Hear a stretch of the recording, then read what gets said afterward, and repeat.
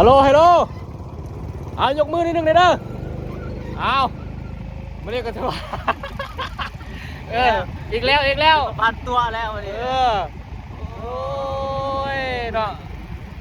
ส่วนไปซอกปลาสิคนแต่งตัวแม่นแล้วไปซอกปลาเอาไม่ได้กันเถอะว่าจะพาชิมงานบ้านเฮาพี่น้อง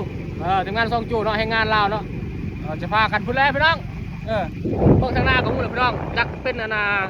กูเป็นผ้าผมเลยพี่น้องจักเป็นห้องน้ำบ่โอ้ยลงรอแล้วเอาจวดพี่น้องโอ้ตอนนี้ก็เปิดเลยหมวกตัวหันโอ้ยแน่นอนนะบอก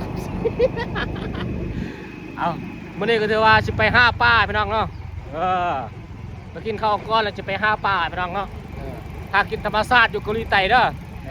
อันกับบ้าท้องปาดกับบ้าคำซีกับบ้าคำปานอีกกระดึงพี่น้องเนาะคำปานของปานไม่ต้องกระปั้นท้องปาดเนาะในงานลาวยังไงเกาหลีใต้พี่น้องหากินธรรมชาติพี่น้องจวดไปน้ำกัน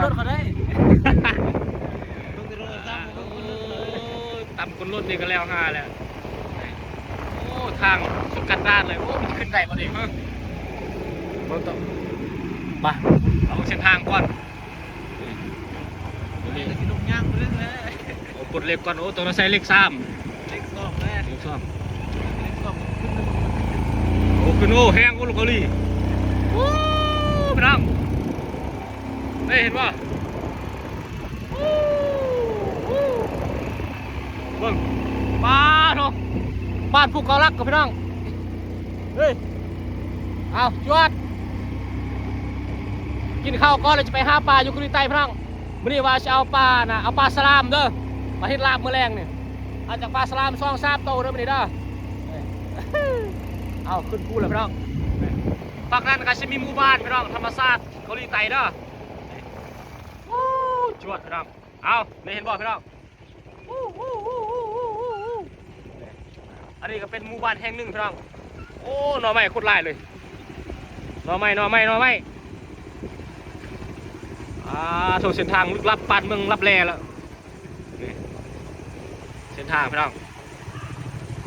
นี่อันนี้ก็ถือว่าเป็นบ้านแห่งหนึ่งเนาะที่ว่าโคตรอุดมสมบูรณ์พี่น้องเรื่องธรรมชาติเรื่องความเงียบเรื่องความงามอยู่นี่มัดนี่เห็นบ่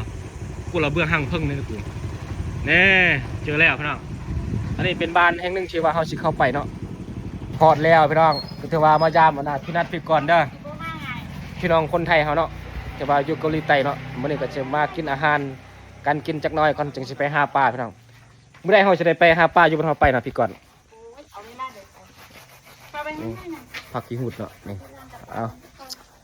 โอ้ยเบื่ออยากเห็นแหละกระตากับบักแตงนี่เอาหอดแหละพี่น้องเนาะจวดกินข้าวก่อนแล้วจะค่อยว่ากันใหม่พี่น้องเอ้ย